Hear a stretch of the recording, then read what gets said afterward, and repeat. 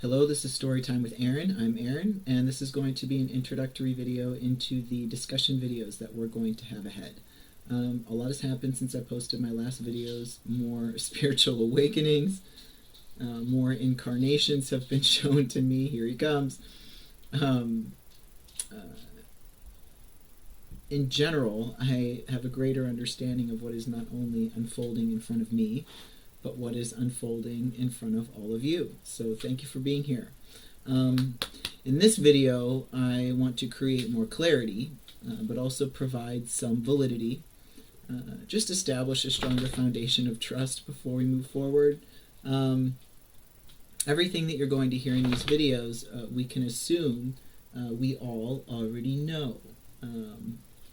We're all connected, so whether you feel like you're hearing the information for the first time or not, somewhere on a soul level, you already know this information. This is not about claiming the truth, nor is it about capitalizing on the nature of reality. Also, everything that you're going to be hearing has not been spoken to any family or friends. Everybody's hearing this at the same time. I'm excited to share this information for a few reasons. One, life is energy, and if you have the privilege of either being shown or remembering where your energy has been, how wonderful is it that we're able to share that with our peers. So that is what's happening with me in front of all of you. Also, I'm excited to share this information because after I was shown what I thought was a large portion of the story, it was a lot to digest. But I had been prepared up to that point to receive the information and understood that I had a task around the development of this soul and in assisting humanity and the planet. So I wasn't going to shy away from it. But in the recent month and a half, I was shown even more about this story, which is imparting to me just how impactful for humanity this is. Many of the incarnations that I was shown were spiritual representatives. Some were government officials, others had an elevated social status, many of them lived in poverty. So a wide array of experience for this energy. But in regards to the spiritual representatives, there was religions and spiritual ideologies developed around their messaging. And some of these religions went to war with each other, and in fact are still at war with each other. And when looking closer at the messaging, it's clear that it was the same soul, just slight differences in the messaging around perhaps the time the person lived in, some of the activities that they grew up around. There were many things that were normalized throughout humanity that weren't intended to be a part of the permanent fabric of humanity. Sometimes the person focused on the balance between light and dark. Others verbalized it as the war between good and evil. Many incarnations from this energy contributed heavily to science. One of the fields it made a large impact in was physics, and energy was spoken about from that perspective. So it's all the same intellect, the same intent. Sometimes the task was different.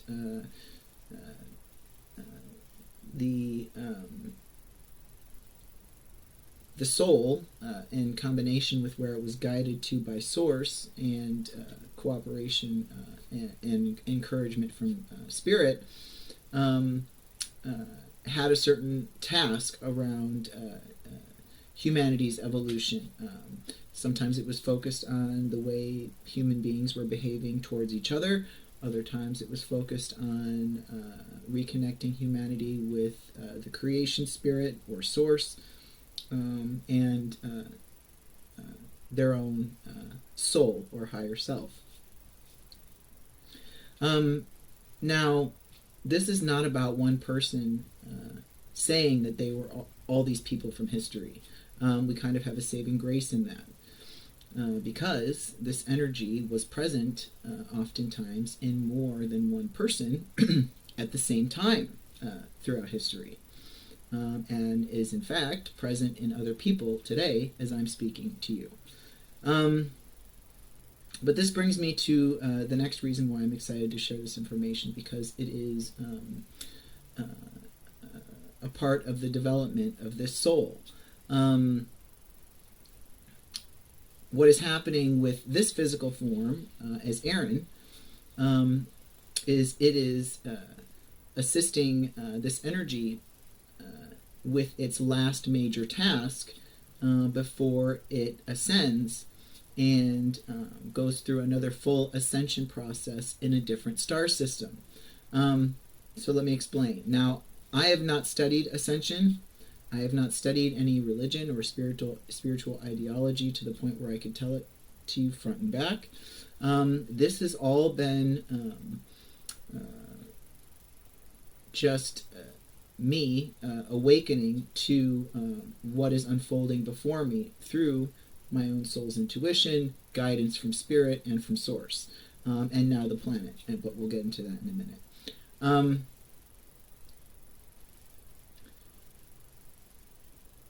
So this this soul has been here since the beginning of the planet's formation of Earth.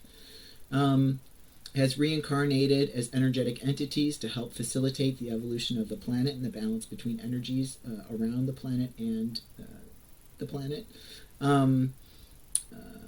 Balance the heavens and the earth, you could say, or help balance the celestial realm with the earth. But one of the major functions that it participated in was the evolution of the ocean. It was able to do this because it had an ascension process in another star system previous to this one that was largely associated with water, and am now learning that it had another ascension process in another star system that was also largely associated with water. This energy has incarnated in other forms like animals, but in regards to human beings, many of the incarnations were associated with water, or known for working with water, or were sailors or mariners. So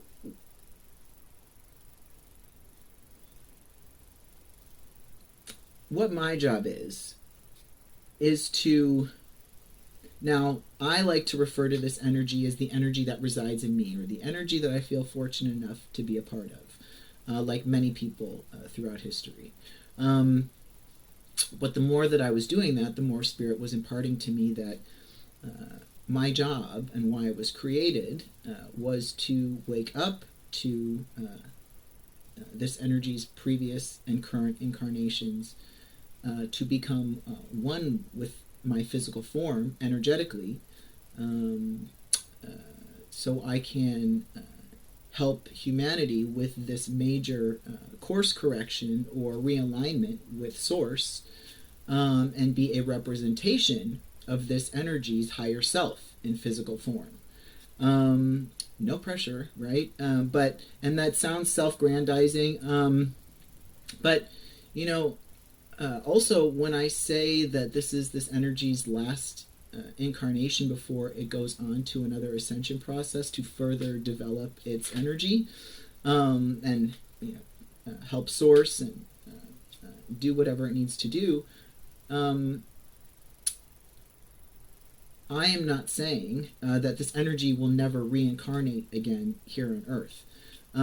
I believe that wherever this energy has had an ascension process, that it continues to reincarnate in those systems. So I will certainly not limit this soul or humanity by suggesting that the evolutionary work of this soul is complete. This is just the tying up of the loose ends, the streamlining of all the lessons and the information from a lot of these incarnations that, by the way, if I say came previous or refer to something as a past life or previous incarnation, on a soul level, we all understand time is not linear, but it might be referred to that way for ease of conversation. But the point of this incarnation, or what Aaron or what I have been designed to do, is to streamline a lot of those experiences and information from those incarnations to help humanity do one of the largest course corrections it's ever done. A lot of the incarnations that this soul has had has been to prepare for this incarnation, and your soul, the energy that you are a part of, has also been preparing you for this moment. And spirit, your ancestors, your guides, even if the energetic entity doesn't have a personal vested interest in any one person, spirit has also been orchestrating things over the last few millennia and beyond for this moment. I'm also not an astrologer, but there are things happening in the celestial realm that favor this transition energetically.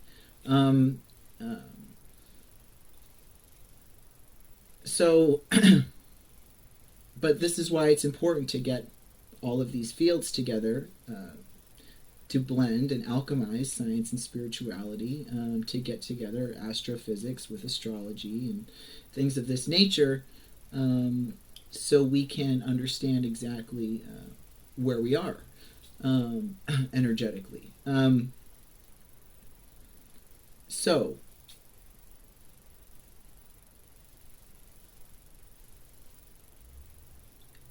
when looking at everything and with what I'm being shown, what I'm remembering I need to do on a soul level, with the cooperation of Gaia and its concerns and Spirit and the work Spirit has put in to orchestrate things up to this point, if you can imagine looking at the big picture and seeing, and no fault of humanity's own, but how humanity has used the messaging that has been almost identical messaging coming from the same soul to villainize each other or oppress each other, you can imagine wanting to straighten that out before you start a new ascension process in another star system. Sometimes an incarnation was scrutinized against messaging that came previous to them that was from the same soul. So it's important to work all that out.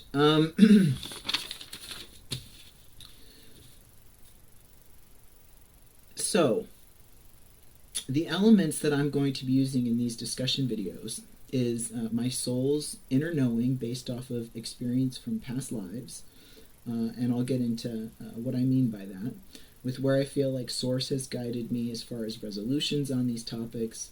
In the recent months, I was able to open up a connection to Gaia, which means I can now sense the Earth's spirit, or feel the Earth's feelings. I've always cared about the planet growing up, but sensing its energy is something that's new for me. When I'm referring to spirit, I'm referring to your ancestors, your guides, any energetic entities that have more of a vested interest in how your journey is going for you, or that have participated in the evolution of this planet. When I'm referring to Source, I'm referring to universal energy, the creation spirit, the all-encompassing life force that we are all a part of. Many refer to as God. So with these elements, with my own soul's intuition, with Spirit, with Source, with Gaia, I'm going to do my best to explain what I feel like is going on and what some possible solutions might be. I also need to say that the messaging in these videos is not as flexible as some of the solutions are. Okay, so in reference to past life experience, um, after being shown the first few incarnations, I was still waking up spiritually, and I hesitated to open up to them for a few reasons. One, I felt like a substantial energy within myself. I was eager to see what I could do in this lifetime. I didn't feel the need to identify through anybody else's identity. I feel fortunate to have felt that way. Not to say I didn't have any awkward teenage years or don't have any current insecurities. Um, Number two, I hesitated to open up because I felt that I had some sort of frequency to hold, a destiny to protect. And if I claimed something that was false, it could in turn make me false and hurt my destiny. Um, Three, out of respect for anybody, I didn't want to align myself with the development of anybody's work, step on anyone's toes. Number four, I've always considered myself more of a scientific mind. I do not hold a doctorate or a degree in any scientific field. But for conversation's sake, if any of these gods or angels existed, I didn't want to offend them. And in my mind, a god or an angel was perhaps an energetic entity made up of a certain amount of light or having a certain density, certain capabilities or functions. And I, like many of you, was eager to have that unfold in front of me in this lifetime.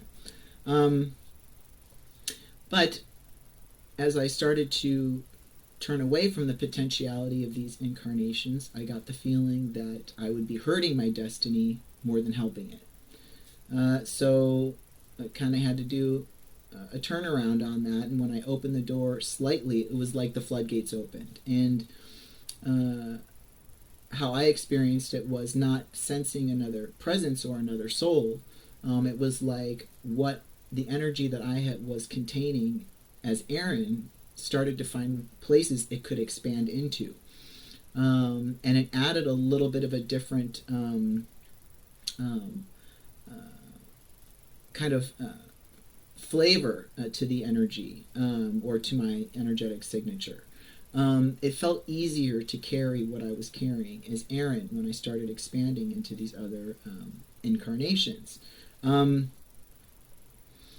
Now, this compounded energy that I've had since I was young became very overwhelming to carry into my teenage years. And when I would turn away from it, it would disappear. When I was too self-serving with the energy, it would disappear. If I made a decision I wasn't confident about, the energy would disappear. And when it would disappear, I'd feel empty. And as nice as it was not having that pressure, I felt like I was not connected to what I was connected to, like I didn't have my inner compass. So I decided to hold on to the energy and relieve it in what way it wanted to be relieved. And I discovered that relieving the tension in the outside world was relieving the tension inside of me. And when you're younger, at least for me, and I think probably for a lot of people, the way that you relieve tension in your outside world is through physical acts of service. Things like holding the door open or picking up something off the floor. Delivering non-physical healing while you're still discovering who you are and figuring out how to stay true to yourself and hold the amount of source energy that you're given as a child takes a lot of practice. When you move into your 20s, you have a little bit more experience. You're figuring out how to stay true to yourself and to others at the same time. You're also kind of grappling with your survival instincts, your primal needs, and any insecurities that might be tied to that. And then you're also dealing with society's societal responsibilities or society's asks of you, where how much you're participating, and how much you're contributing. And if we don't live in a society that honors our soul's development, it can be very conflicting, staying true to yourself and participating in society. So in your 20s, you're taking on more, but you're still balancing a lot out. So for me at least, it was still very much acts of physical service or physical healing. Things like if you're staying true to yourself and feeling like you're able to stay true to others at the same time, you can do things like walk into a room, and when people see the way you're carrying yourself, if you look confident or you're smiling, a lot of times you can light up the room. And if you're not arrogant or elevating yourself in any way, it's safe for people to be inspired by that. So it's very much still people having to see you, visually notice you, to create that healing and empowerment in the space that you're in. And the more people start to take notice of you, the younger that you are, the more, insecurities, whether it be from your current incarnation or past incarnations, start to kind of pop in. The more eyes you feel like are on you, the more that you start to get, your insecurities start to get triggered. The more insecurities start to get triggered, that's when our ego kicks in and has us, rely on either the way we look, the way we smell, something that we were able to accomplish that we feel proud of the day before, and it's hard for us to provide that selfless, non-self-focused kind of healing energy. And so the more your insecurities come in, the more we fall back on our ego, the more people start to focus on themselves and go about their day. When we're mirrors, and we all know this on a soul level. Someone makes it about them, other people are going to make it about themselves as well. So energetic work takes practice. It becomes easier when you're in your 30s. You know a little bit more about yourself. You're able to hold your intent longer. But the 3 ways that I was able to measure my healing abilities, or my non-physical healing abilities, was with one, my mental function. Your mind is what holds the intent.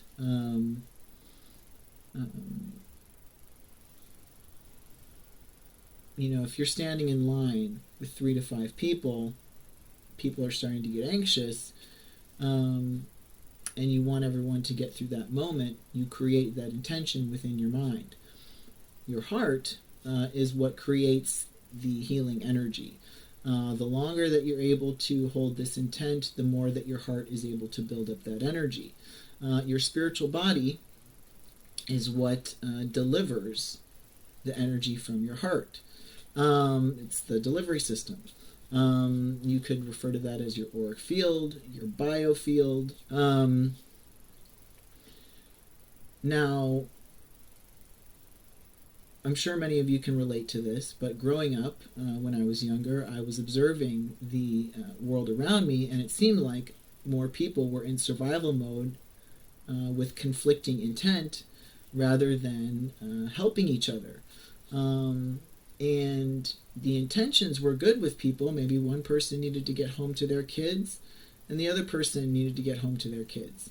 But if they were going in the opposite direction, and we're at, let's say, a stop sign, they might hesitate to let the other person go first because they're trying to get home to their family. So it's things like this where no one's trying to mistreat each other, but it felt like everyone was kind of in each other's way. And I felt like that was a large force to be up against, because if I didn't act the opposite of that force, which was to be gracious and have patience for others, I felt like the tables would never turn in that regard, and we'd always be kind of exerting all of this energy to try to heal that aspect of our community. Now, when doing this kind of non-physical healing, I either noticed that my mind would get tired, like my heart was able to maintain the energy, and my spiritual body, I wasn't getting tired holding the space I was holding. Um, but my mind would start to get tired fighting off all of the distractions or the insecurities, trying to hold that intent. Sometimes my mental facilities would be working fine. My heart was, making the right energy with the right intent. But because of the length amount of time that I was holding my spiritual body or holding this energy, I would start to get tired. Um, Sometimes it was easier to hold my energetic body at a certain point, but it felt like, um, maybe my heart had transmuted a lot that week, and it just didn't have a lot of juice to be able to, do the work it wanted to do energetically, even if that intent was in place and, my spiritual body was easy to hold. So, all of these things have the ability to get tired, or to make you tired. Also, I felt like I could measure how far my spiritual body was able to stretch, because I could see that when the intent was good, the energy from the heart was good, it would go to a certain distance, and then you would have kind of that survival mode, conflicting intent happening around you, around that distance. So, you could start with being able to do non-physical healing between 3 to 5 people, which would basically, an example would be like people that are in the same line that you are in. And then your non-physical healing could stretch to 5 to 10 people, where you're trying to not only calm yourself down, you're trying to calm down the people around you by holding this energy and this intent, and you're actually calming down not just your line, but the 2 lines on either side of you. And other people can chime in and help hold the balance of this energy.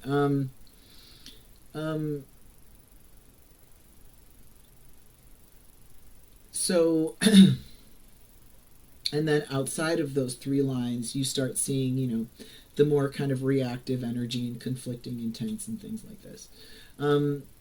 So I was noticing that I was able to, hold the space for longer. Depending on how I organized my day would depend on how long I was able to hold the intent, and so forth. Then it turned into me noticing that I was able to hold the space for 10 to 20 people. An example of that could be at like a major car intersection. Instead of pulling up and having the few cars next to you, kind of, having this moment where, let's say someone's running across the street and you hold your energy still so other people don't become reactive, when the light turns green with the person crossing the street, and you can, hold the space for that person crossing for a moment with the cars around you. And of course, there's physical acts of service there, where if someone doesn't see you accelerating, they might not accelerate. But if you aren't accelerating, but you have the instinct that you want to accelerate, chances are it will trigger other people to want to accelerate. So it's a combination of both, but we're talking about the non-physical part here. Now, what I started to do was be able to not only kind of hold the space, and when I say hold the space, when I was doing this kind of intent of creating patience and calm, it was more of a kind of a constricted energy, holding people kind of in place, calming things before opening things back up. Now, what started to happen is I would pull into an intersection and not only work with the cars that were next to me, but was able to see this kind of conflicting approaching the intersection and would use this imagery of like a wave of water to kind of just deliver this, everybody's calm, everyone's going to be okay, we're going to get through this moment kind of energy. And people would, it's kind of like they pulled up reactive and then were able to just continue through their next moment, not being as reactive. And then a few seconds would pass by, and then people would be back to their stuff. And receive this however you want to, but in observing this, growing up, you would see things like, even if reactive energy is pulling up to an intersection, you could still see and feel the impatience in people, or the displeasure in someone that out of nowhere appears to be in somebody's way. You can feel the momentum of the energy still present. And so what this was doing was it was stopping that energy, the momentum. It's kind of giving like a restart. And so I started to notice that the conflicting intent was happening in a larger, outside of a larger space of me. Still noticing that the longer that I did it, the more people were involved, or the more reactive the energy was approaching, the harder it was to hold that intent and not want my ego to distract me away from it, so I was free of any energetic responsibility. So I was still observing, kind of depending on the level of what was happening, the amount of space that my spiritual body was stretching, and so forth. Kind of what I was dealing with. But the kind of healing, calm, restart energy turned into holding space for 10 to 20 people, and then if there was a situation that was high tension, meaning everyone else was kind of in this kind of calmer restart energy, but there was a situation where an overpowering situation where, let's say, someone was really eager to turn left and someone else was approaching that wasn't paying attention, and it would be a potential conflict of interest. I would hold the space for 10 to 20 people, but then open up the energy with that situation and kind of mentally give them a solution where if this person was still hard pressed on the left, coming in hot, that the other person had 3 options that they could do if that person ended up doing, like, kind of getting in their way. And then for the person that was coming in hot, I would open up a solution where it was like, if this person is in your way, you could just turn right. So it's like not controlling people or telling them what to do, just kind of opening up pathways, you could say neurologically, for them, so they wouldn't just end up kind of at a dead end with each other. So that was a way to not just hold people to a sense of calm, but it was opening up the energy, it was creating awareness. And that turned into holding the space for 10 and 20 people, acutely opening up awareness for that one situation while starting to open it up for another high-tension situation. So now I was acutely able to open the energy for multiple situations while holding the space for 10 to 20 people, in this like calm, patient energy. And that turned into being in spaces with 50 to 100 people. Traffic is a very good example of this, where people are being reactive to each other. I turn the corner on the highway, I pull in, and I start to see, everyone kind of having this conflicting intent. And so what I started to do was use that open energy that kind of solution energy, but I would release it among everybody. So my skills were changing, my abilities were changing. And so I think there was still this mixture of kind of calm, but it quickly turned into opening. So it was like, maybe it was like approaching with that kind of constricted, patient, calm energy. And then I would open it up. And how I would open it up is I would picture, I don't know if I mentioned this, but with the intersection of 10 to 20 people, I often, when I pulled up to the intersection, would kind of release this, or imagine releasing this wave of water. And this is before I knew I was this energetic entity, or before I understood that this soul assisted with the evolution of the ocean. And then when it came to the 50 to 100 cars, what I would do is I started to open up this energy and imagine that it was a river that was just starting to flow in front of me. And again, it only could reach like a certain distance. But people, instead of fighting each other and being eager to get ahead of each other, not everybody, but most people, would start to figure out, let's say if there was a car accident or something and everyone started to, needed to merge with each other, or, get over a few lanes, they would just all of a sudden kind of click into, if you go, I go, and you go, and we all just go. And what I started to notice is that I was able to do it with the cars in front of me, and most likely with a good amount of cars that were behind me, heading in the same direction, but I was not able to do it in the opposite direction, or the opposite side of traffic, if they were running into a similar situation, construction, what have you.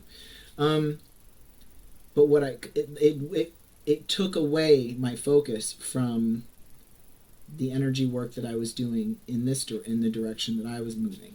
But what I was able to do was open up kind of like a window to the energy that we were in, and just kind of say, this is what we're working with right now. I can't direct you energetically in that direction with this solution energy, but kind of basically just left it up to them, the people on the other side, to do whatever they could do with just having some sort of connection to this energy. I created the intent of just having them, observe it, or feel it.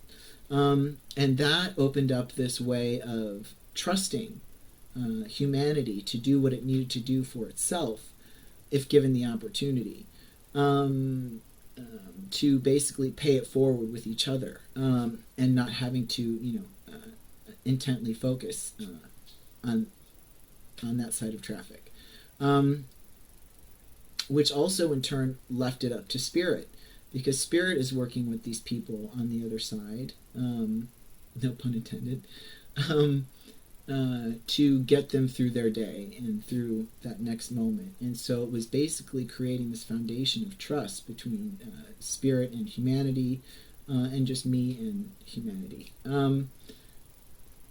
So that was cool. And so what I then started to sense was that my energy was just starting to open up to the degree where it was enveloping what it felt like started to envelop the entire world. I felt like I had figured out how to take this compounded energy and just kind of be this transmuter of the world's. Well, you can refer to it as karmic energy. A lot of people know that term.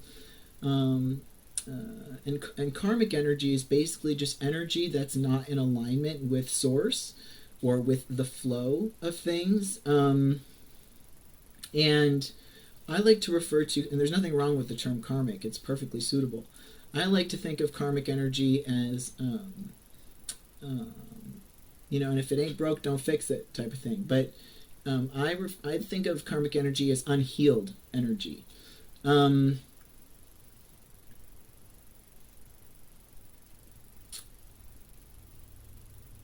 Because all energy has to go somewhere. And so what it felt like I was doing was I was holding the balance or holding the frequency now of the planet. And there's a lot of people on this planet that have been elevating the frequency of the planet, or holding the frequency of the planet, protecting the frequency of the planet. Some people are aware that they're doing it. Some people are not aware that they're doing it. Now, this was effortless at this point. Now and honestly, I felt like I was walking around kind of just lighter than air, going through my day-to-day responsibilities, but doing this kind of energetic work. And I couldn't get too distracted. Honestly, I couldn't be self-focused at all, really. I had to be able to function and accomplish my day-to-day tasks, but not be self-focused. And so I felt like, and I had worked my entire life to get up to this point, so it wasn't, like a drag, or I didn't feel like I was missing out. I did feel like I was dedicating every ounce of my being to this, but this is who I was. So this was, I was perfectly okay with it. But anyway, so I'm just now kind of just this walking transmuter, holding the balance of the planet. And I was doing that for a while. I mean, we could put a time frame around it, but the enveloping the world period, could have been maybe a year, 8 months.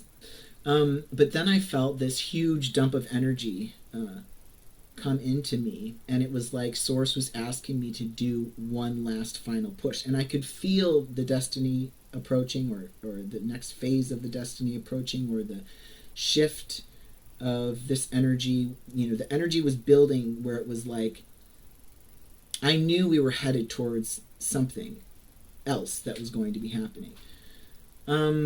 So as I'm understanding kind of subconscious level, a timetable of some things that are unfolding, Source came in and just dumped. I'm understanding at a subconscious level the time frame of some things that are happening. But I'm walking around lighter than air and effortlessly doing this transmuting. But then Source dumped a ton of energy into me, and it was like it was asking me to do one last push, to take all of this energy, everything that I had, practiced for and stretched these spiritual muscles for, these different faculties, the mind, the heart, the spiritual body, and everything, to use all of these things to do one last final push, to not only hold the frequency of the planet, but to actually elevate it and push it up into a higher frequency. And I want to say this process took about 3 weeks. I remember looking in the mirror. Well, before I get there, so this unhealed energy, or karmic energy,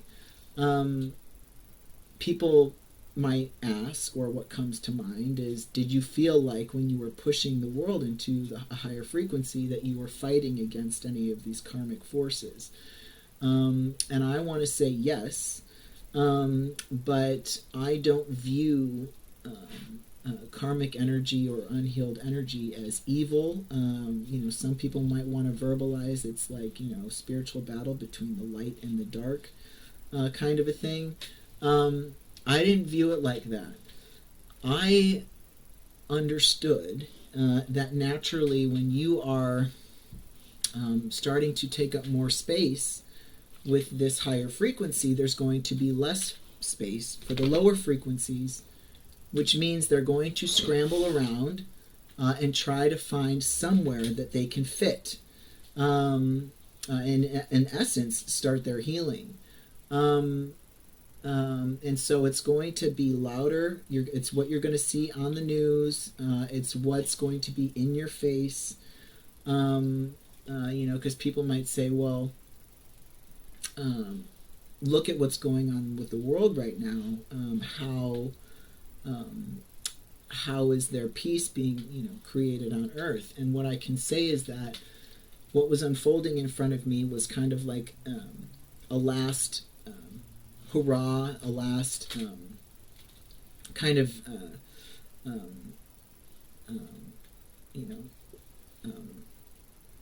expression before the world was elevated into this higher frequency. Any energies that didn't find somewhere that they could fit to start their healing would have dissipated in ways like, maybe a person had a change of heart. Maybe there was a moment in somebody's life that forced them to change directions. However it was going to be worked out, it was important to acknowledge that this was a natural part of the way things were unfolding. But anyway,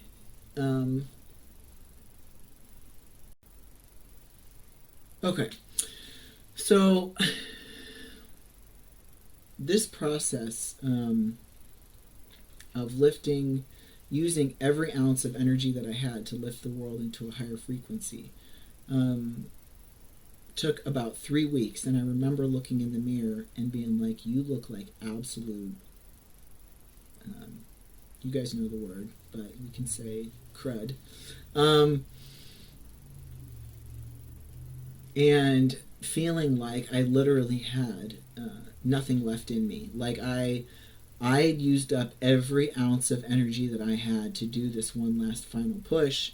And when I started to feel like I didn't have anything left in the tank, I felt like I had no choice but to start to let go. Like literally, I'm picturing myself letting go, but it was happening in an energetic way where I like literally didn't have any more energy to hold on, which is scary because if you're doing this energetic work for 40 years,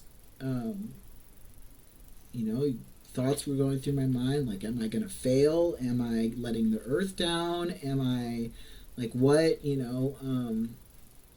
Like, how am I doing? Like, is this, I couldn't comprehend not having the energy to do this work. But anyway, as I started to let go, it's almost like these flashes of simultaneously, I started to notice things. I started to notice that there were situations popping up in front of me where I felt like I was going to have to put some intent around them or some sort of healing energy, but that people were just starting to be patient with each other and helping each other. As I'm starting to let go, I was noticing that there were more people helping each other than in survival mode with conflicting intent. Like the tables had been turned on that whole situation that I observed when I was a kid. And it was a very emotional, I want to say it's like a period of 2 days.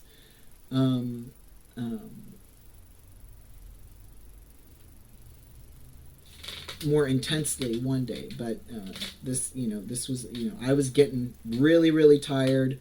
But then the day that I let go, we can focus more on. But so, and in that few days, I was noticing that the world was, starting to function a little differently. More people were being patient about others pulling out of parking lots or pulling into space, banks or grocery stores or what have you, helping each other cross the street, whatever it was. And so as I'm letting go and I'm noticing that the world is functioning differently, Spirit came in, or Source came in, and was basically like giving me this encouragement, like, yeah, let it go, like you did it, you, like, what we asked you to do, like you did it. The world is in a higher frequency. It's you, the energies that were at risk of pulling it down into more chaos.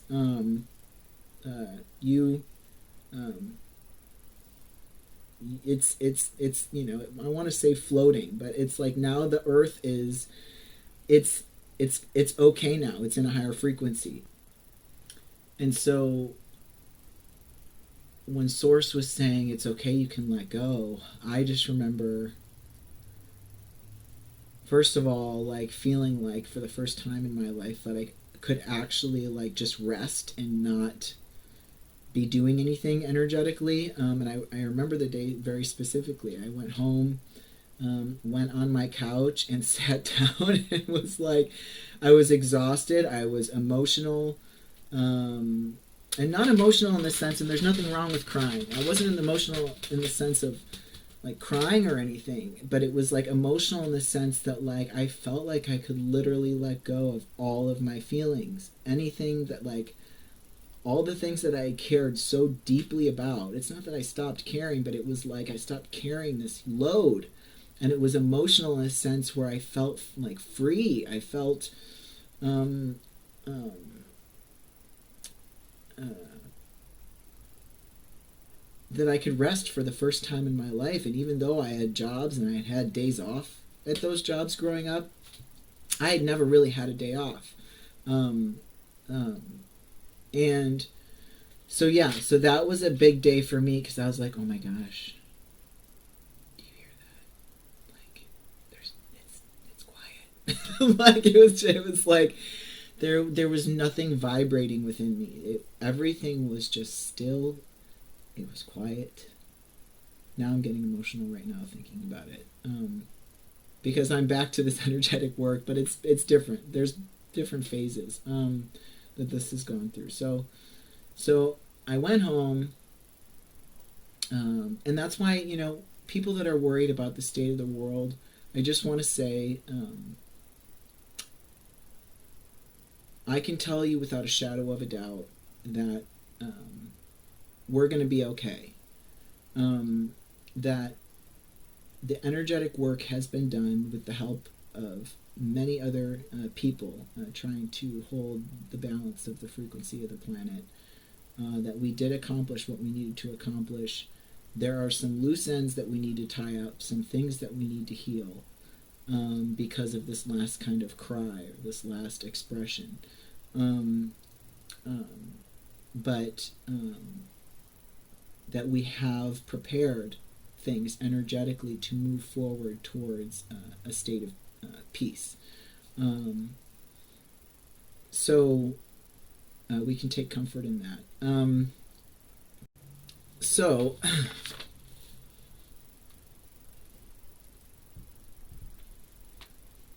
this energetic feat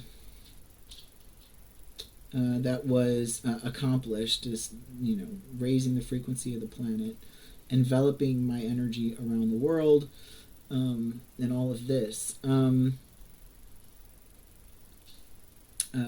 I believe was done for a few reasons. And by the way, when I did that energetic work and I went home that day and I was able to just feel like, completely still and like that I could rest for the first time in my life, I felt empty again. Like I had all this room for new energy to come in. But I didn't feel empty like I did when I was younger, when I would turn away from my destiny. I felt lighter, but still connected, supported even, like I had accomplished something major. And now I was in a new level, and not meaning hierarchy, but in a new, like, I had done the first thing, now we're on to the next thing. So I felt empty, but I felt good. So, and also later I realized, looking back, that what I had most likely done was what I had sensed as a kid with the frequency of my heart healing the planet. And that's not to say that we're done with the healing work yet. It's the beginning of the healing work. But I feel like I accomplished this energetic feat for a few reasons. One was to realize my abilities, that I even had abilities. Two was to strengthen those abilities. Three was to give confirmation on who I was. I could be shown who I am. I could even start to remember who I am. But in being able to measure and observe my abilities, that gave me more confidence to embody what was unfolding in front of me. Also, this energetic work was done to prepare the world for what was next. so we could have a more graceful realignment with Source. So we wouldn't need a heavier hand to come in from Gaia or from Source to force this realignment, which makes me think of humanity as kind of, in the past, being in more of an adolescent phase. The fact that we're able to participate with this realignment has an air of maturity around it, and we should acknowledge ourselves for that. I believe this energetic work was also done so the world would recognize me when I came forward, so they could put a face to the energy, which would allow everything to unfold more seamlessly, to have an easier time unifying humanity's consciousness in a physical way. Okay, so this next bit of the video is going to be about this new phase. Again, I have all of this kind of empty room, was in sort of like a what next kind of energy. Okay, so we're in this new phase, and what this felt like to me was more of a personal phase, just kind of mini tasking, studying, preparation for what was going to come next, or stepping into the public eye. One of the first things I was guided to do was visit a place, and I went. I had a very profound experience. I understood some of the things I was to do when I was up there, connecting with my ancestors and spirit guides, communicating or becoming more in touch with the planet, reconnecting with the planet. When I got home,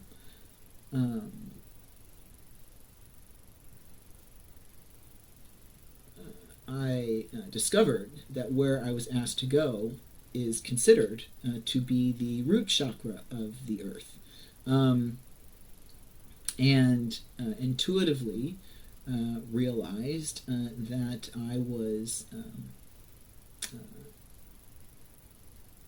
I had gone there to anchor this energetic work to the earth, in a sense, give it roots, to ground this energy, and myself. But what I wasn't expecting was sensing this new energy.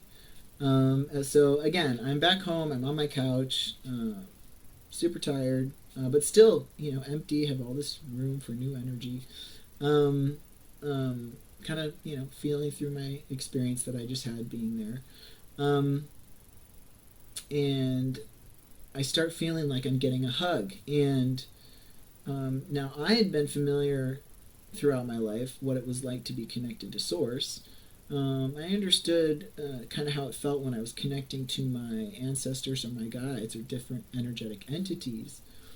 And I had the ability to be able to astrally connect with people, sense, their feelings,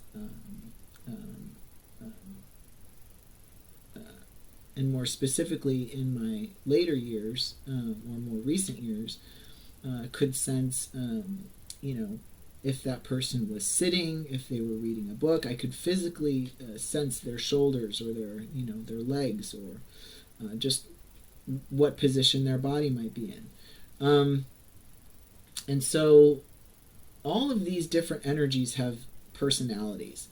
I would describe the universe's personality or creation spirit as both archaic but very elevated, kind of new world, eloquent, highly developed. It has, it also has the dynamic, world forming kind of energy, and it also is a very loving and nurturing energy. It has basically every, it has a very low pitch voice, but it also has a very high pitch voice. It's it's an old soul. It's a new soul. It literally, the universe feels like this kind of just everything presence. And the personality, I want to say you get what you get kind of a thing, or like what you see is what you get is the phrase, but it's really like when they say the universe just is, it is really, that's the best way to explain it. It cares, but it doesn't care. Like it. And I'm not saying the universe doesn't care. I'm saying that it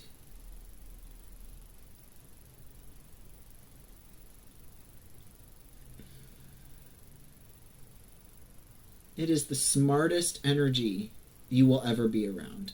I mean, we could verbalize it like that. So the energy of these guides or ancestors or just energetic entities in general, whether they're your personal guide or they just step in to be involved in something that you're working on, a lot of times I found to be very charming, have great senses of humor, very silly, and also can be a little huffy. Like, fine, you don't want to, talk to me today, like, whatever, like, kind of like, I don't want to talk to you either, like, that kind of thing. But when you're connecting to non-physical forms, it can feel very heady. I would say the source, because what spirit does is it communicates to you through your mind. You get an idea to look at a road sign. You get an idea to call somebody. There could be a number of reasons why you're getting the idea to call somebody. If you're connected at a heart level and something's wrong with someone, you can sense that. Or spirit might say, hey, you need to call this person, and inject that thought into your mind. But most of the mental thoughts that we have, I would say the majority of them are from spirit. They're not from ourselves, and they're not from our ego. Some are from our ego, and some are from ourselves. But anyway, source communicates to you through your heart. It kind of gives you a yes or no, energetically. If you feel like what you're about to do is like dimming your heart light, that's not the direction you go. If you feel like it's making you feel like more in your heart, or like the energy is increasing in your heart, or like there's kind of like it's the path of least resistance type of thing. And even the harder path can be the path of least resistance. The easier path could be the path of most resistance. But source communicates to you through your heart. It tells you how to stay in the flow. Kind of has an open or closed door way about working with your heart. Energetically. Spirit communicates through your mind. But still, both of these connections can feel very kind of ethereal, can make you feel a little lightheaded, dizzy when you're in those energies for too long. When you're connecting with another human being and sensing, the state of mind that they might be in, or sensing their physical form, it's more of a tangible kind of energetic experience, more grounding, more you can feel the love and the nurturing, or you can feel the abrasiveness, but it's something that you feel like you can respond to or work with. When I was getting this hug and I was laying on my couch, I thought that I was sensing a person, because I was getting that kind of grounded feeling that like I can really feed off of this or work off of this. And not feed off of it as like energetic vampire, but like I could, it was, physical forms can sustain each other. It had a life force. And so I was sensing this, and I was sensing a personality behind it, like a really loving personality, but a really strong personality. And at first, the instinct was, is this a person? But then when I started sensing its physical form, it felt like the whole thing was kind of enveloping me, or like giving me this, is going to sound very stereotypical, but kind of like it was a big circular body that was just a little bit bigger than my body.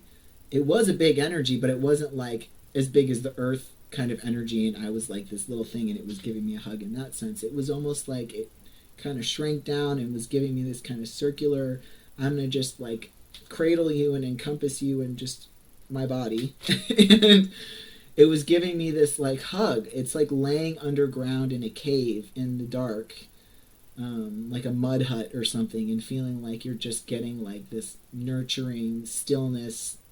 Just, I don't know, it was really something that was sustaining me in that moment. And then, so then I was like, this isn't a person. I think this is the earth. And it was the most wild thing, because then it just felt like it was just me and the earth there on my couch in my living room in that moment. Like very personal, like a one-to-one kind of situation. And overall, I would say the energy felt for me like a few things. Like I said, strong but nurturing. Kind of like the perfect blend between masculine and feminine. And I know we refer to Gaia as Mother Earth. What I was sensing was, if you think about the Earth in its beginning stages, it was probably a lot of masculine energy, a lot of dynamic processes going on. I mean, we had earthquakes, volcanoes, strong winds, raging seas. And humanity has probably been more familiar with the earth in its feminine energy, with the plants, sustainable food, just life-giving properties, life-protecting properties, and referring to it as a mother or as a woman is. I see no harm in that, because we're probably revering it in its feminine energy, and it might have been revered in its masculine energy, and we could just be balancing that out. There's no right or wrong to it. I felt like it was the perfect balance between masculine and feminine, but what I was being presented with was its feminine energy. It felt supportive and loving, like very protective. I would say, in essence, like kind of felt like a proud parent. It also felt like a best friend, something that wasn't going to, had no predisposition about you whatsoever, and was going to have your back no matter what. It didn't have any strange associations where it could limit itself in the way that it cared about you. It could be a proud parent, but it could also be your best friend. It didn't have to be one or the other. So it felt like unoffensive in that way, where there was just no reason for it to not be like have your best interest at heart. So it felt like a best friend. And when I was feeling all of this support, I was like, oh my God, I knew I wasn't doing this on my own, but I literally felt like I had the best teammate in my corner in that moment, in that hug. And then what happened is it felt like she kind of made her energy smaller and more vulnerable, and basically, like, I almost pictured her sitting next to me on my couch at that point. The hug, I'm still in her energy, but the hug kind of ended, and all of a sudden I felt this overwhelming sadness, and kind of like, but still strong, super strong, but like showing me its vulnerable side and being like, I need your help. Like worried energy, which got my attention like that, because of how safe I felt in Gaia's energy. It was like, what do you need? Yeah, talk to me.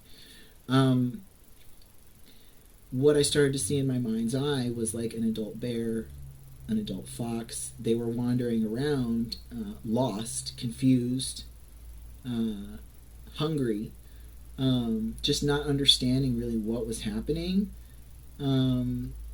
losing kind of touch with its, inner compass, you could say. And I think what Gaia was imparting to me was, even though these are adult animals, and this is a big, grizzly bear, this is my baby. These are my children. And she was, Gaia was displaying these animals to me as if they were just as equally important as human beings. Like, they're they should not be in the situation that they're in. And so that was an immediate, like, okay, like, when you're shown by something that's bigger than yourself or who we are as a collective, as a species, what's important. You can't, doesn't matter how you feel about it or what you think is possible, you just know it has to be fixed. And so there was just a very short distance between this is what's happening and this is what needs to happen. So I started to understand that. We developed this close bond from that moment on. Now, one of the next things that I was supposed to do, I never knew that I was supposed to be going public. I knew I was doing this energetic work. I knew about the Archangel Raphael and the Thoth and the Hermes incarnations. But I didn't know if I would just be empowering the public and kind of staying behind the curtain, or I kind of had a sense for, you could say since childhood, but again, it's like I knew that I was going to be in the public eye, but I didn't want to step into that until I was literally just in it without realizing how I got there. It's like I'm just trying to do what I'm supposed to do. But I had a sense, and that's the other thing, is that your ego wants to make you feel all sorts of different ways about being in the public eye. And I didn't want to trigger any of those feelings. I didn't want to take all of that energy that I had been building up since I was a kid and turn it inside out and have everything collapse. So it's like I'm kind of being aware of things, but I'm not energetically putting myself in any compromising positions, or the world in that matter, from how I felt about it.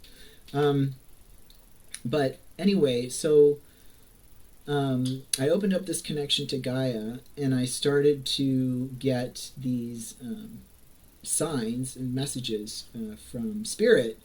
The energy was building in my heart from Source, like you're about to approach something. And then I was getting signs from Spirit about you need to reveal yourself. You need to,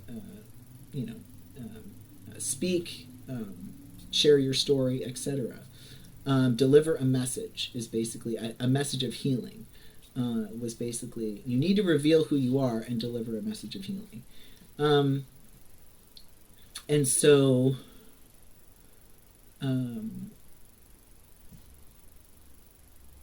I had asked, because the time was approaching very soon, and what happened was I saw this aurora borealis right around when I was getting this messaging, and then the energy was building up so much from Source behind this next moment, and then I was getting from Spirit, like I described it in my other videos, where it was like I would look up at a sign, it would say like speak now, and then it would be like use your voice, like the very next sign that I looked at, it was like healer, and like all the, it was just like like it was everything was happening so close together.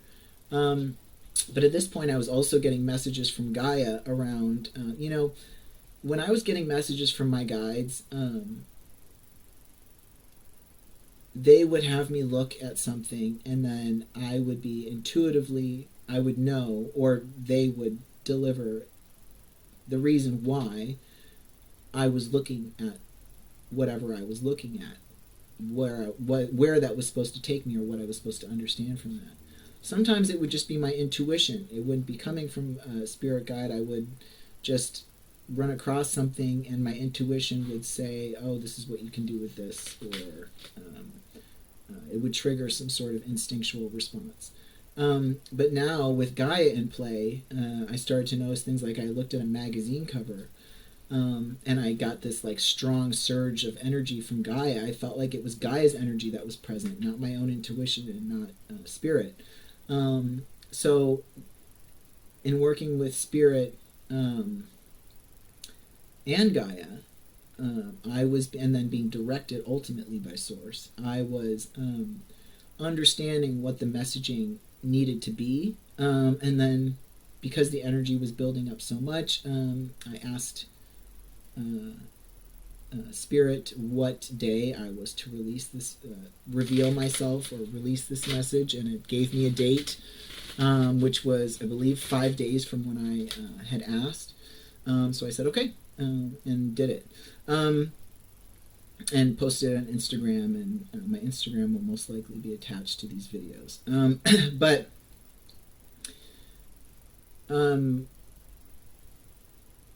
so once I did that, the energy built up from Source was like, it went away. It was like, okay, you released that moment in the right way. Okay, so good job.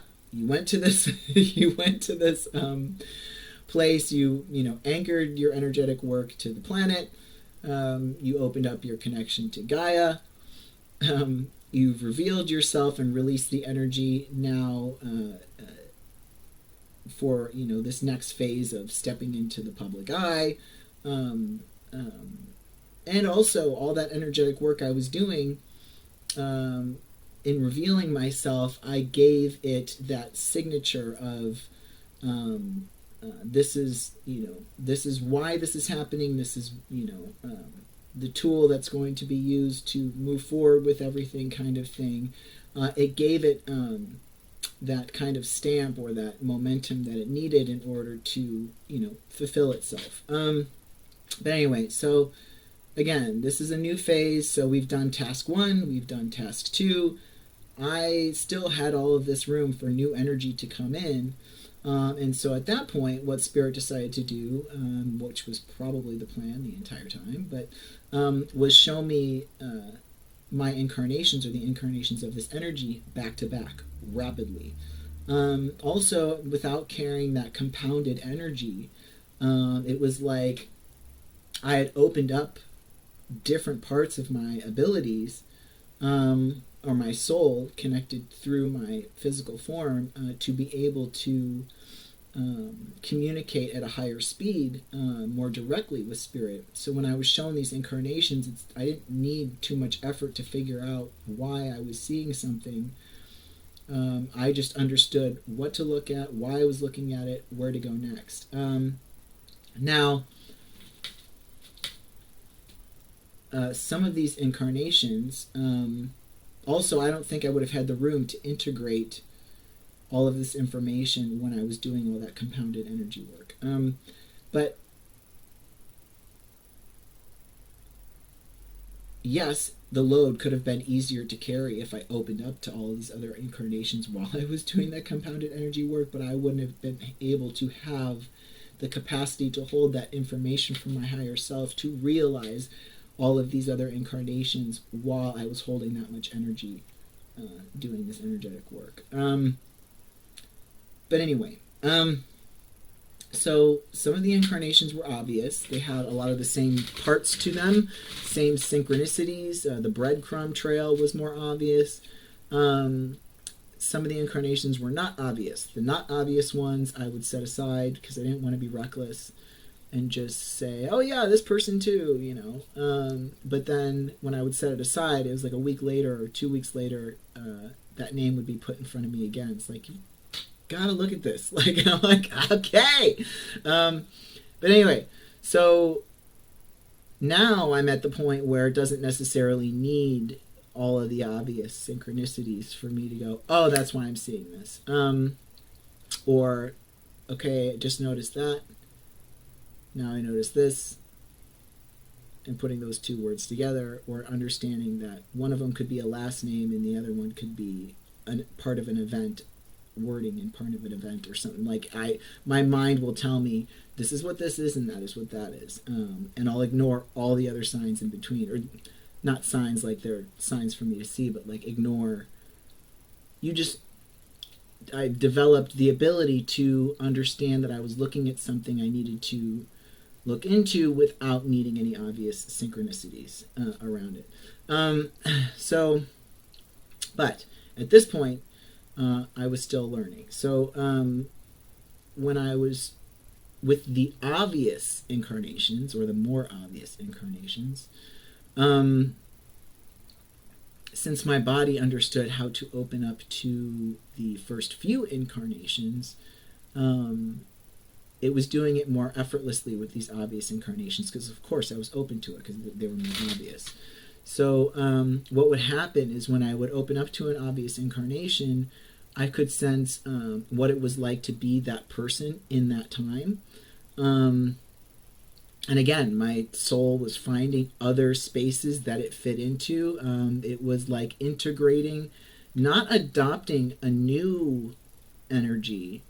It was waking up to an energy that was already there. And it was becoming a part of my frequency as Aaron. Like that's the best way I could describe it. So I would sense what it was like to be that person in that time. It felt like the same soul, same intellect, same intent, same instincts or intuition. It might have had a different flair depending on its experience in life or the ranking of individual it was. If I was a sailor, I could kind of sense like the cold ocean and the weather and more of an adventure-y kind of vibe, flair to it. With Toth, him I can see pretty clearly. With him, or feel the strongest, I would say. With him, I see a lot of sunshine around me. It's always sunny. And I can see his outfit, or at least for the most part. And I would say that most of these incarnations felt like they had the same personality. Um, Again, maybe with a different flair depending on what their lifestyle and their experiences were. But I would say most of them seemed lighthearted but serious. And who wants to describe themselves? But if I had to describe myself in this incarnation, I would probably describe it the same way: lighthearted but serious. So these inner knowings as Aaron that I've had since I was young, a lot of us can probably relate to. When you're a new life born into this world and you see things happening a certain way and you don't feel like they need to happen that way, whether it's because of previous life experience or because you're a new life and don't want to grow up in a world that is functioning in a way that's making things harder than they need to be, whatever the reason. I had a lot of those same feelings too, that I just knew it didn't have to be the way that it was. But more specifically, I had these inner knowings like I was just thinking about all the adults that had to encounter me and try to tell me, oh, that's just the way that it is. But what do I say? I wanted to say bless them for even approaching or broaching the topic. But these inner knowings as Aaron would be things like humanity will be making a shift. Like, regardless of what I was seeing in front of me, humanity will be changing. That contradicts the statement that I said earlier about feeling like more people were, had conflicting intent and were fighting against each other than working together. It was a lot to feel like I was up against, but there was this kind of reassurance, I would say, beneath all that, like, don't worry, eventually humanity will be making a shift. So I understood subconsciously or on a soul level that humanity would be making a shift. I also had the inner knowing that humanity is capable of making the shift. Not that it would be making a shift, but it seemed impossible, or again, it was a lot to feel up against, but I had this courage and this kind of inner knowing that it wasn't impossible.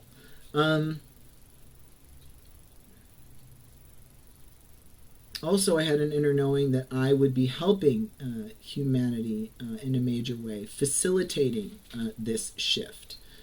Um, and I also had the inner knowing that I'm very capable of helping humanity make this shift. I felt like I was already assigned kind of a job or a task, and that I was supported in it. I couldn't really recognize that's what I was feeling when I was younger, but I just knew I had so much reassurance within myself that it didn't matter what anyone tried to tell me about what was possible, what wasn't possible. Um, I understood that I just needed to put one foot in front of the other, just make it through, and that kind of reminds me of, when you're younger and people say, you'll understand when you grow up someday, or you'll think differently when you grow up someday. It's a very liberating feeling to grow up and be one of the adults and still have the same soul, the same inner knowings, or the same say, no, I still believe people should be better to each other, and I'm an adult, and now you have to listen to me, type of thing. But it's like, when you're able to, there's that quote that seek the wisdom of the ages, but look at the world through the eyes of a child. I love that quote because I think it's just very true in so much of what we experience. So it's just a good guiding light. But anyway, so these inner knowings could be based off of the age of this soul, because if this soul is as old, I already know it's older than the planet, older than a lot of these, if it's been through multiple ascensions on other star systems, it's not just as old as this solar system, it's as old as other solar systems and or older solar systems. So this soul has most likely seen many species, not just humanity, come into being. And so there's a lack of permanence with that kind of reference.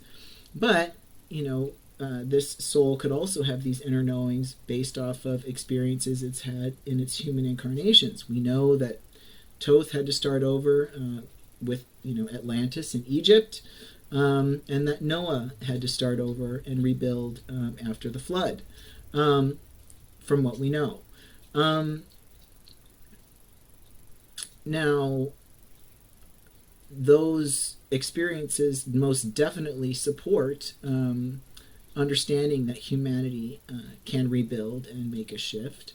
But if this soul's inner knowing comes just solely from those experiences, I would say most likely not. These inner knowings come from the nature of this soul and the age of this soul, or the experiences of this soul. So basically, waking up to these previous incarnations, I don't feel like Aaron in the way that I felt like Aaron when I was younger. I feel like Aaron, but as this kind of I don't want to say reborn, but I feel like this energetic entity with all of these different life experiences through past incarnations. It's my soul's experience and who I feel like I am energetically now at this point that I'm speaking from when I'm speaking in these videos. Now, rebuilding does not mean dismantling government. It means restructuring to support the planet, source, and each other. Which means that there will have to be a reinstallation of interests that are not corporate or personal interests. So however we do that, that's what that means. Um, um,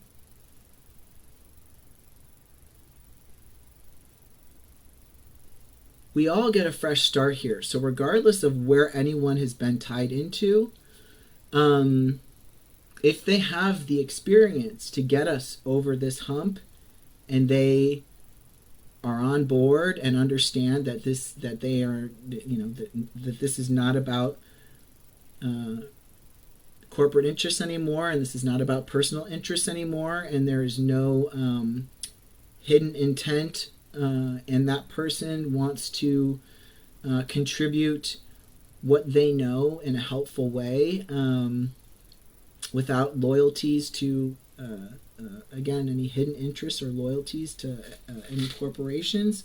They should not be withheld from that opportunity.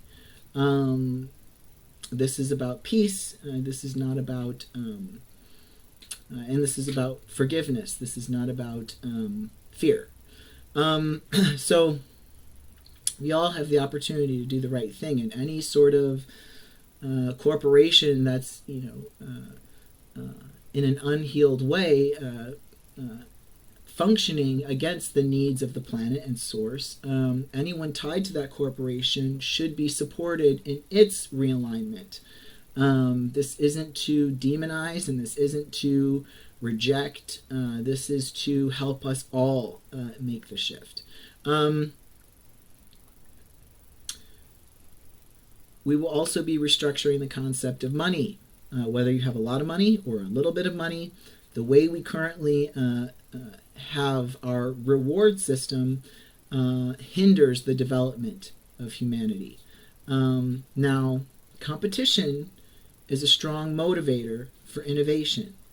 We know this. There's something I wrote down that's important to this next part here. And the competitive nature of the market has served us for a time and has revealed a lot about ourselves and our needs. What is necessary, what is not necessary, what is reasonable, what is not reasonable. Everything that you enjoy in life doesn't have to be a necessity, but we do need limitations around certain things. So competition is a strong motivator for innovation. On a micro level, competition will still be beneficial to us individually and to our community. If you think about who you are as an individual based off of your current life experience and who your soul is, and you have some sort of intellect that helps you, come up with a brilliant idea.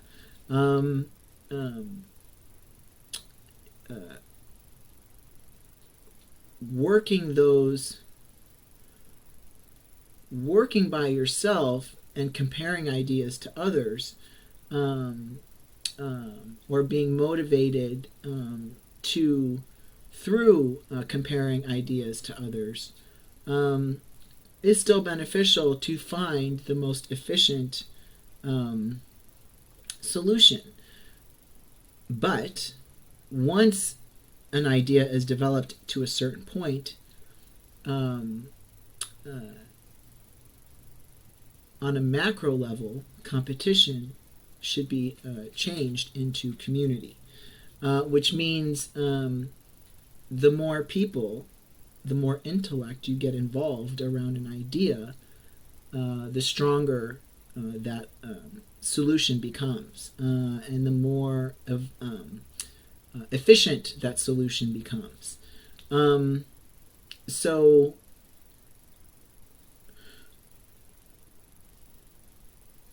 when you use competition on a macro level, you end up restricting and withholding solutions from the rest of the world that could benefit people.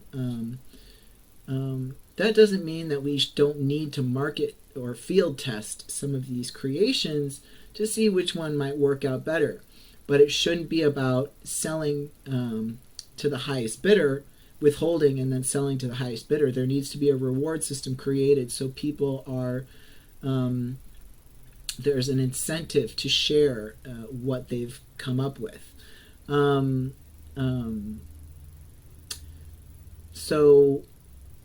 But also, if you've created something that could benefit the rest of the world or your neighbor, you should never be forced to share an idea. You should be able to develop it as far as you want and do with it what you will, as long as you're not hurting anybody and hurting the collective. And I am saying that if you're withholding something from the collective that the world needs, that doesn't mean that you're hurting the world. I'm saying that if you're creating something that is imparting harm or impacting harm, or impacting the world in a negative way, so you should be allowed to exercise your creativity and come up with as many ideas as you want. It doesn't mean it belongs to the world. That idea belongs to you. But right now we have more incentives around keeping that idea to yourself instead of sharing it. So if we figure out a way to create incentives around sharing the idea, that'll create more benefit around the expansion of it and not trying to have a stranglehold over it. Anyway, so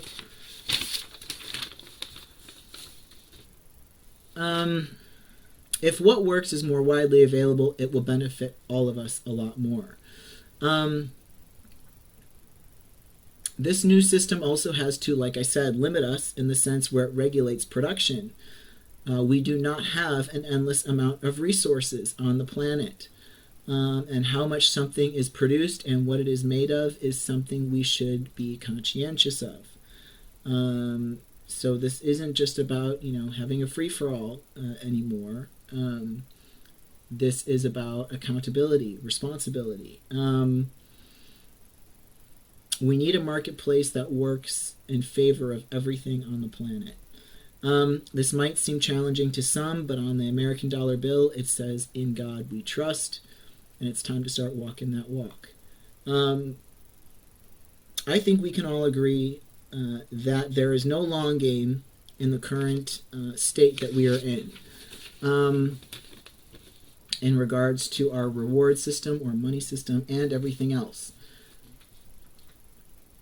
A video of this energy's journey is one part of the story. There are people in this world who have worked very hard, or in this lifetime, who have worked very hard to discover the origins of humanity, and that are leading the conversation in that effort. And we should still look to these people for that history and the unfolding of this history. I just think that it's important that we get, in addition, I think it's important that we get all of these different schools of thought together so we understand more concisely where we are at currently. Also, I'm excited to share the story of this energy's history, but there are just more pressing matters around the planet and around humanity that we need to discuss first.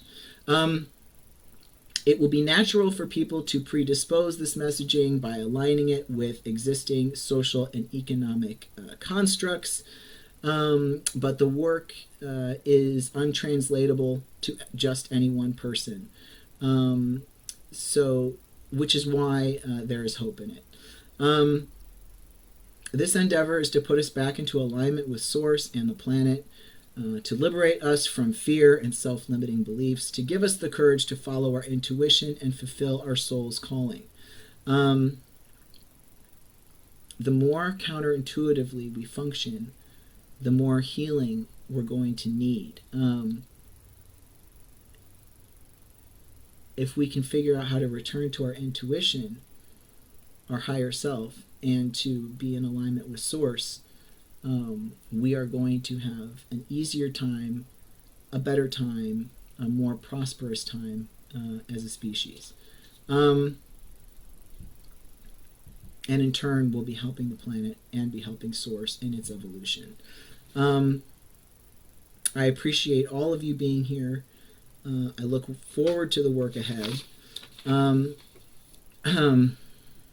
It will take all of us in getting together the right professionals to be successful in this realignment.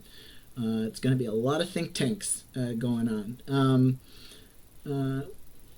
We measure change in lifetimes and centuries.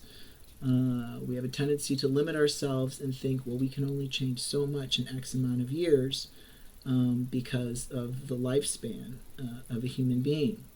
We are about to measure time by millennias. Or in millennias, in order to streamline all of this information. That might seem insurmountable, but we have the resources and the know-how to do it. Source and Gaia have your back, and so do I. Along with, might I mention, so many spirits, ascended masters and archangels and angels and all of these things. Just all of the energetic entities that you've been familiar with throughout history, they're all here, and they also have your back. I've attached my email to the information portion of this channel. When I went to Google to create a business account for this channel, Archangel Raphael was taken. So I did archangelraphael.serious@gmail.com. I want to hear your input and ideas. Don't hold back. I need the general beat of where everyone is at. I would just say that the advice would be to let go of trying to be right or promote your own, your own soul's intuition around something. But if you find that you're imparting your wisdom around something once, twice, and then 3 times, and there's nothing new being offered, just understand when you're either trying to push an idea or when you're in a constructive conversation where there is a back and forth dialogue, an expansion around an idea. If you find that you're saying the same thing in different ways more than a few times, just try to recognize within yourself if you're trying to push anything versus being constructive and having a back and forth dialogue. Of course, I'm going to respond to my best ability to everybody, but a lot of this in the beginning, especially depending on the level of response, will be just reading where everyone is at, and in time we'll try to respond to the best of my ability. But obviously I have things that I need to focus on to make sure that we're not missing the beat on any sort of next phase or topic of discussion or messaging that we need to be in. And that just goes the same for the comment section. Just try to be respectful to one another. It's not about winning an argument. It's just about sharing your thoughts. If someone doesn't agree with you, which I find most of us agree actually on most of everything, it's just sometimes it takes a little bit of, comfortability to put yourself in either someone else's shoes or to view things differently than the way you feel like you've experienced, like what you were shown growing up and things like this, or what you feel like your soul understands. It's going to take a lot of self-reflection, a lot of patience, but just try to treat others the way you would like to be treated. And again, don't try to win an argument. This isn't about debating who's right and who's wrong. If you feel like you have opposing views, you can go back and forth a few times about it. But if you're going back and forth 10 times, even 5 times, you could be just adding more for us to work through instead of being constructive. So it's up to you guys to be responsible in that regard. But all the ideas, all the thoughts are welcome. I love all of you so much. And I look forward to hearing from all of you. Thank you.